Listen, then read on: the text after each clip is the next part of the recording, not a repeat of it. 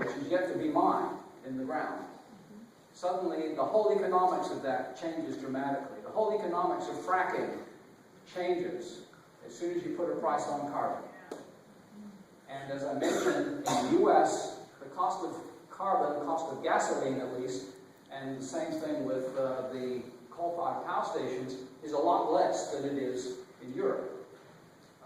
So implicit and explicit subsidies for fossil fuels do not make the playing field level for renewable energy. This is another key part of the distortions that we have. I think there are tremendous things that could happen in this country given the right incentives and given the right playing field in private industry. And many people in private industry would welcome this, but they want to know what it is and how to plan for it, and it needs to be brought in a gradual fashion so that you can do this in a reasonable way, not abruptly as a change.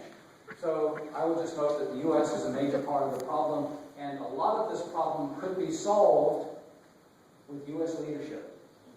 I mean, this comes down now to very few countries, China and the U.S. in particular. It's not a problem. You know, the United Nations is absolutely hopeless for this. Maybe the G8, and more likely the G20 is probably the right forum to deal with this kind of thing.